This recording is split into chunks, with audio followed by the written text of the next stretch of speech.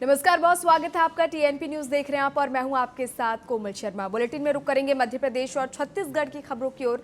खबरों की शुरुआत करते हैं जहां मध्य प्रदेश के मुख्यमंत्री मोहन यादव के नेतृत्व में बीजेपी सरकार के 2 साल पूरे होने पर सिवनी में कार्यकर्ता कार्यशाला का आयोजन किया गया। कार्यक्रम में मुख्य अतिथि पूर्व कैबिनेट मंत्री रामपाल सिंह राजपूत मौजूद रहे। कार्यक्रम की शुरुआत भारत माता और पंडित दीनदयाल उपाध्याय की फोटो पर माल्यार्पण से हुई।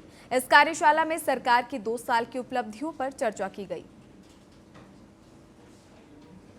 सिलवानी विधानसभा क्षेत्र के हर ग्राम पंचायत से, जनपद से, जिले की टीम, बूथ की टीम, सभी को आमंत्रित किया था। मध्य प्रदेश में जो उपलब्धियों के मध्य प्रदेश में भारतीय जनता पार्टी के मुख्यमंत्री माननीय मोहन यादव की 2 वर्ष पूर्ण होने पर आयोजन यहाँ पर किया गया है। 2 वर्ष में जो संकल्प लिए गए क्षेत्र के विकास में, गरीबी दूर करने का, युवाओं को आगे बढ़ाने के लिए, माताओं बहनों के लिए लाडली बहना की राशि बढ़ाई है, उसके लिए धन्यवाद। देश के माननीय प्रधानमंत्री जी माननीय नरेंद्र भाई मोदी जी ने जो दुनिया में हम सबका गौरव बढ़ाया है, वो गरीबों के और देश के हर व्यक्ति की चिंता की है, उनको भी यहाँ धन्यवाद ज्ञापित किया है, माननीय मुख्यमंत्री जी को भी। और मध्य प्रदेश में मुख्यमंत्री डॉक्टर मोहन यादव के नेतृत्व वाली भारतीय जनता पार्टी सरकार के 2 साल पूरे होने पर सिलवानी विधानसभा क्षेत्र में विधानसभा स्तरीय कार्यकर्ता कार्यशाला का आयोजन किया गया। ये कार्यशाला सिलवानी नगर के नायक मैरिज गार्डन में संपन्न हुई। कार्यशाला में सरकार की जन कल्याणकारी योजनाओं, संगठन की मजबूती और आगामी कार्यक्रमों को लेकर चर्चा की गई।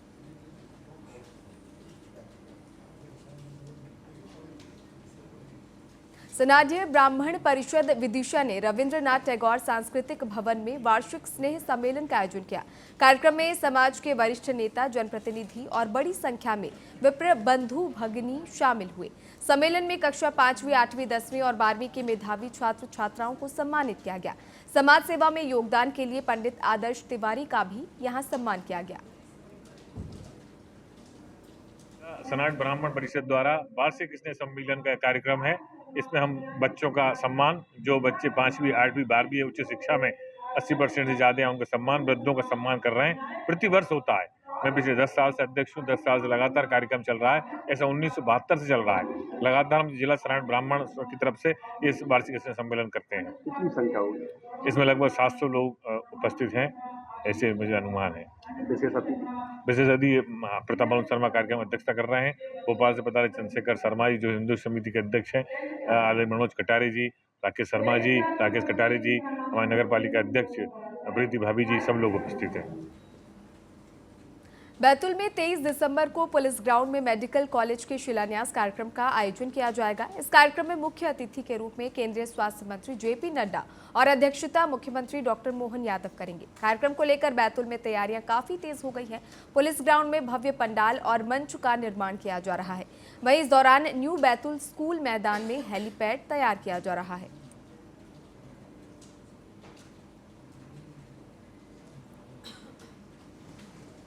विदिशा के सीएमएचओ कार्यालय में 10 सालों से अधिक पुराने रिकॉर्ड का नष्टीकरण किया जा रहा है। इस दौरान स्थापना और अकाउंट से जुड़े महत्वपूर्ण दस्तावेजों को सुरक्षित रखते हुए अन्य पुराने रिकॉर्ड्स हटाए जा रहे हैं। सीएमएचओ डॉक्टर रामहित कुमार ने बताया कि लंबे समय से रिकॉर्ड जमा होने के कारण कार्यालय में जगह की कमी और कामकाज में काफी परेशानी होती थी, इसलिए नियमों के तहत ये कार्रवाई की गई।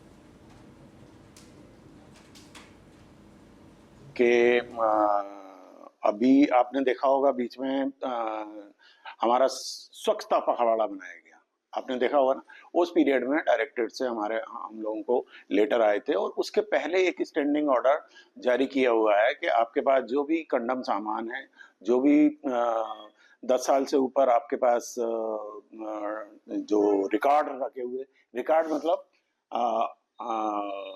स्थापना और इसको छोड़ के बाकी रिकॉर्ड होते हैं। जैसे हमारे यहाँ रोजाना आपके पीसीपीएनडीटी का आता है, आईडीएसपी का आता है, तो ढेरों की तादाद में हमारे यहाँ रिकॉर्डिंग रहती, रिपोर्टिंग रहती। तो उन डाटा को ज्यादा दिन रखने की जरूरत नहीं रहती, तो उस डाटा को कब निस्तीकरण किया जाना रहता है, जिसके कारण क्या है, बहुत सारे हमारे कमरे घेरे हुए थे। आपने देखा होगा, पहले कभी आते होगे आप, तो हमारे ऑफिस में 50 अलमारियां भरी हुई कचरा दिखता था। हरदा में करनी सेना के जन क्रांति न्याय आंदोलन के तहत नेहरू स्टेडियम में भारी जन सैलाब उमड़ा। कार्यक्रम को देखते हुए मौके पर भारी पुलिस बल तैनात रहा। लाठीचार्ज के विरोध में राष्ट्रीय नेतृत्व ने हुंकार भरी। करनी सेना ने आरोप लगाया कि पूर्व में राजपूत छात्रावास में घुसकर पुलिस ने बर्बरता की थी। आंदोलन में राष्ट्रीय अध्यक्ष जीवन सिंह शेरपुर, हरियाणा के सूरजपाल अम्मू सहित कई बड़े नेता शामिल हुए। वहीं मध्य प्रदेश के विभिन्न जिलों से इस दौरान कार्यकर्ता हरदा पहुंचे।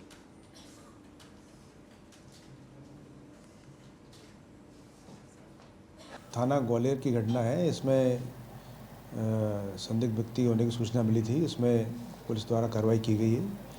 इसमें जब मौके पर पुलिस पहुंची तो 5 लोगों को हिरासत में लिया गया। पूछताछ करने पर उनके से दो इल्लीगल आर्म्स और 4 कारतूस बरामद हुए हैं। गिरफ्तार करके आर्म्स एक्ट में कार्रवाई की गई। नीमच में एक रस्सी फैक्ट्री में काम करने वाली महिला मजदूरों ने फैक्ट्री मालिक के खिलाफ मोर्चा खोल दिया। भरभड़िया बाईपास के पास फैक्ट्री के बाहर दर्जनों महिलाएं धरने पर बैठ गई। प्रदर्शनकारी महिलाओं का आरोप है कि उनसे क्षमता से ज्यादा काम लिया जाता है और उनके साथ अमानवीय व्यवहार होता है। मजदूरों के अनुसार 10 से 15 मिनट की देरी पर फैक्ट्री गेट बंद कर उन्हें काम से बाहर कर दिया गया।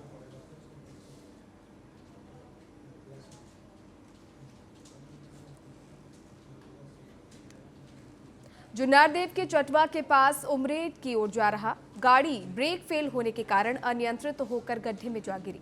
हादसे के समय गाड़ी में करीब 19 लोग सवार थे, जिनमें से 8 से 10 लोग घायल बताए जा रहे हैं, जबकि 2 लोगों की हालत गंभीर बताई जा रही है। सभी घायलों को तत्काल जुन्नारदेव अस्पताल पहुंचाया गया, जहां सभी का इलाज जारी है।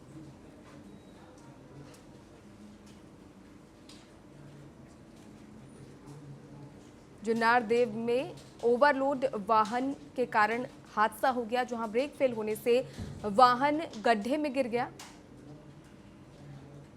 ये उमरेड जा रहे थे। कौन सवार थे इसमें? आप लोग काय के लिए जा रहे थे वहाँ? काम पे जा रहे थे। गाड़ी में कितने लोग बैठे टोटल? 19 लोग। ड्राइवर को लेके 20 थे। ड्राइवर को लेके 20 थे। कितने लोग घायल इसमें टोटल? हम लोग काम पे जा रहे थे। कहाँ पर? उमरेड साइड जा रहे थे। तो गाड़ी का ब्रेक फेल हुआ, उतार में डाउन में गाड़ी चल रही थी, तो हमने एकदम से स्पीड हुई गाड़ी, तो वहाँ पे ब्रेक नहीं लग पाया। हमने बोले भी वो भैया को कि गाड़ी धीरे चलाओ, तो बोले ब्रेक नहीं लग रहा, तो वो एकदम से अनबैलेंस हुई गाड़ी और जाके मतलब घुस गई वहाँ पे। कितने लोग सवार थे इसमें? 19 थे टोटल। कितने लोग घायल? 8। गंभीर भी इसमें कुछ? 3 है। 3 लोग गंभीर है। काम करने कहाँ जा रहे थे? उमरेड साइड जा रहे थे। कितनी मजदूरी करने? हाँ। वहाँ सैलरी पेमेंट कितनी मिलती है आपको एक दिन? पेमेंट तो हम लोग का अलग है, ड्राइवर काट के देता था, पर वहाँ पे ज़्यादा पेमेंट है, इसलिए जा रहे थे हम लोग, क्योंकि गांव में काम नहीं है। जुन्नारदेव के झीरी घाट में सीमेंट से भरा ट्रक पलटने से 3 लोगों की मौत हो गई और हादसे में 7 लोग घायल हैं। घायलों को अस्पताल में भर्ती करवाया गया, जबकि पुलिस ने शवों को पोस्टमार्टम के लिए भेजकर मामले की जांच शुरू कर दी है।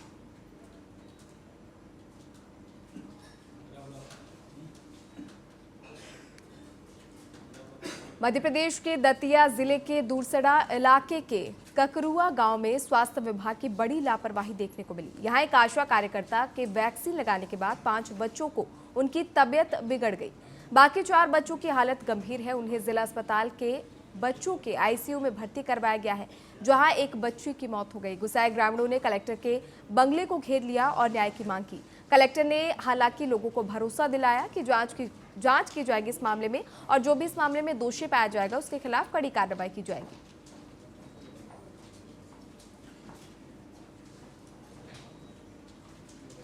मध्य प्रदेश के नीमच में दर्दनाक रेल हादसा हो गया, जिसमें एक रेलवे कर्मचारी की चलती ट्रेन से गिरकर मौत हो गई।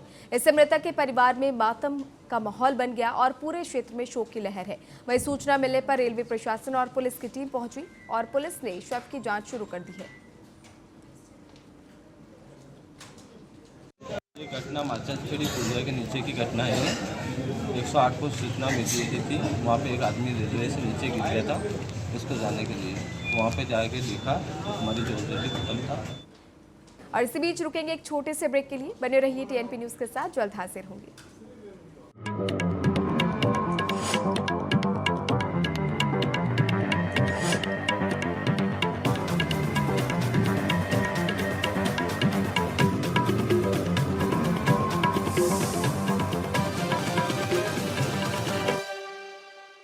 और ब्रेक के बाद एक बार फिर से बहुत स्वागत है आपका। बढ़ते आगे, जहां रायगढ़ में जिंदल यूनिवर्सिटी की छात्रा ने हॉस्टल के कमरे में आत्महत्या कर ली। मृतका यूनिवर्सिटी में बीटेक सेकेंड ईयर की छात्रा थी। ये घटना कल देर शाम की बताई जा रही है, जिसे यूनिवर्सिटी परिसर में हड़कंप मच गया। मृतका झारखंड की निवासी बताई जा रही है। घटना की सूचना मिलते ही छात्रा के परिजन यूनिवर्सिटी पहुंच गए। सुसाइड नोट में छात्रा ने खुद को पढ़ाई में कमजोर बताते हुए लिखा कि वो अपने माता पिता का नाम खराब कर रही है और इसके लिए उसने माफी भी मांगी है। फिलहाल पुलिस ने सुसाइड नोट को कब्जे में लेकर मामले की जांच शुरू कर दी है। पुलिस सभी पहलुओं को लेकर मामले की जांच कर रही है। इसके साथ ही यूनिवर्सिटी के जो बाकी स्टूडेंट्स हैं उनसे पूछताछ की जा रही है।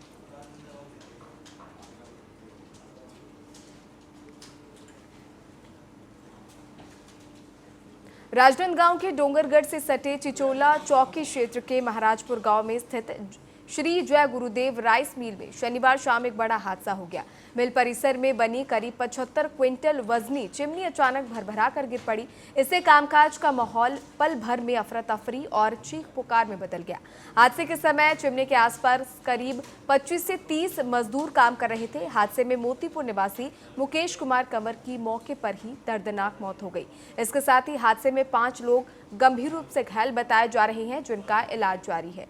तो राजनांदगांव से जो डोंगरगढ़ है उसके पास के एक मिल में ये हादसा हुआ है, जहां 75 क्विंटल की चिमनी 25 से 30 मजदूर जो काम कर रहे थे उनके पास गिर गई। हादसे में एक मजदूर की दर्दनाक मौत हो गई है, जबकि कुछ मजदूर जो है वो गंभीर रूप से घायल है, जिनका इलाज जारी है। इसके साथ ही पुलिस भी मामले की जांच कर रही है।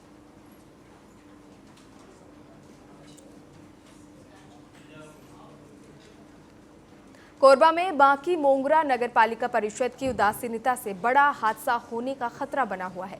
लाइनमैन को सुरक्षा उपकरण नहीं दिए गए, जिससे उनका काम जोखिम भरा हो चुका है। अगर किसी दुर्घटना की घटना होती है या किसी तरह का हादसा होता है तो सवाल उठता है कि जिम्मेदारी किसकी होगी।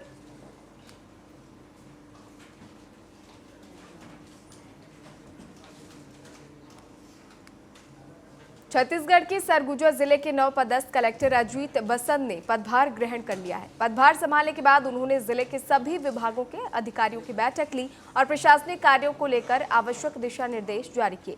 कलेक्टर अजीत बसंत ने कहा कि राज्य शासन की महत्वपूर्ण योजनाओं का सही और प्रभावी क्रियान्वयन उनकी पहली प्राथमिकता रहेगी। इसके साथ ही उन्होंने स्पष्ट किया कि शिक्षा, स्वास्थ्य, सड़क, बिजली, पानी जैसी मूलभूत सुविधाओं के साथ साथ आम जनता की समस्याओं को तुरंत निराकरण सुनिश्चित किया जाएगा।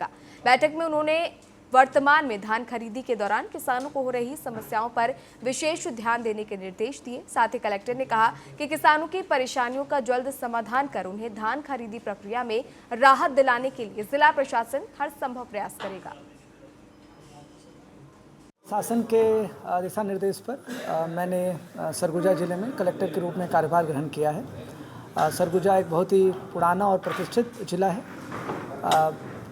इस जिम्मेवारी को लेकर मैं बहुत ही ज़्यादा आशान्वित हूँ और सरगुजा ज़िले में शासन की जो महत्वपूर्ण योजनाएं हैं और यहाँ के आम नागरिक को सर्विस डिलीवरी से जो अपेक्षाएं हैं उन अपेक्षाओं को पूरा करना और शासन की योजनाओं में सरगुजा ज़िले का प्रदर्शन उत्कृष्ट करना और एक ज़िले में एक बेहतर प्रशासनिक माहौल का निर्माण करना, ये इन प्राथमिकताओं के साथ मैं यहाँ पर कार्य करूँगा।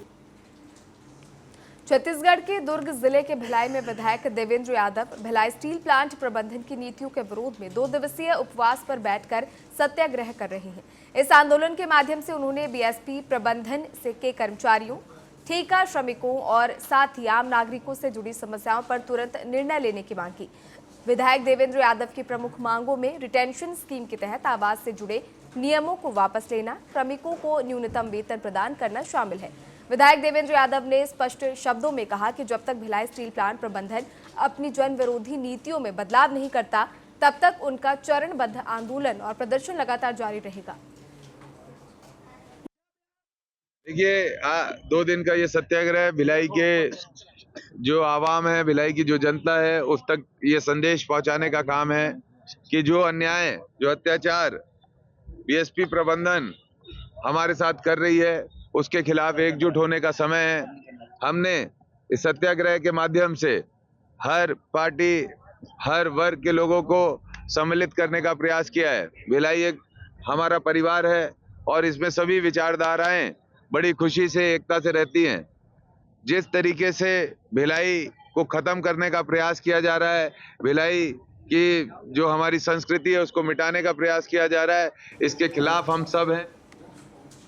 और अब खबर सूरजपुर से है, जहां बाघ की मौत के मामले में 3 और गिरफ्तारियां हुई है। आरोपियों के पास से पुलिस ने बाघ के नाखून और बाल बरामद किए। फिलहाल आरोपियों से पूछताछ की जा रही है। इसके साथ ही पुलिस और वन विभाग की टीम बाघ की मौत के शामिल अन्य आरोपियों की तलाश में कई जगहों पर दबिश दे रही है।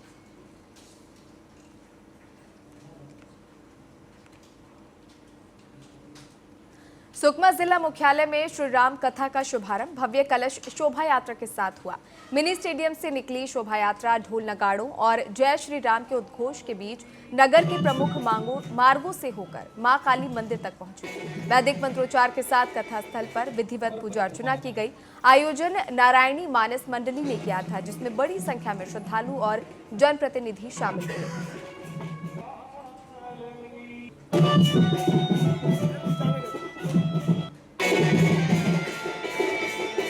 और परिक्रमा लगाएंगे।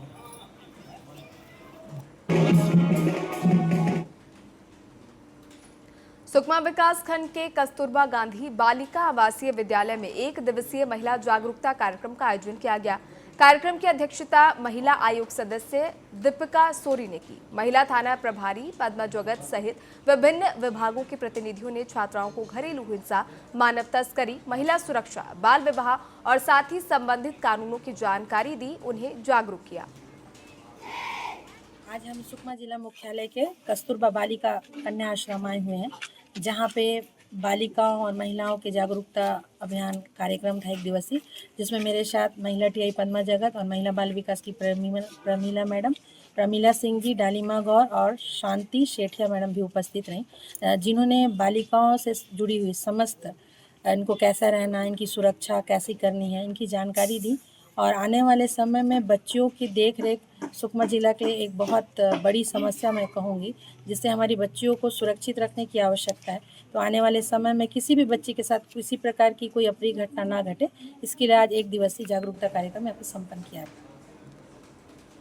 और अब खबर पेंड्रा से है, जहां के धनपुर स्थित श्री साई राइस मिल में भालू घुस गया, जो मधुमक्खी के छत्ते से शहद खाते हुए फंस गया।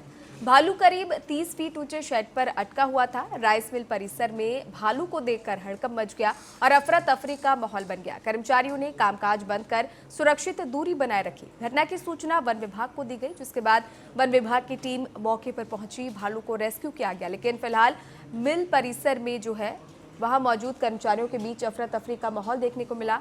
पेंड्रा के राइस मिल की ये तस्वीरें आप देख सकते हैं, जहां राइस मिल में एक भालू घुस गया और बताया जा रहा है कि मधुमक्खी के छत्ते से शहद खाने के लिए भालू यहां घुसा था और इसी दौरान वो टीन शेड में फंस गया, जिसकी सूचना वहां मौजूद लोगों ने वन विभाग को दी। वन विभाग की टीम मौके पर पहुंची और भालू को सुरक्षित रेस्क्यू कर उसे जंगल में छोड़ दिया गया।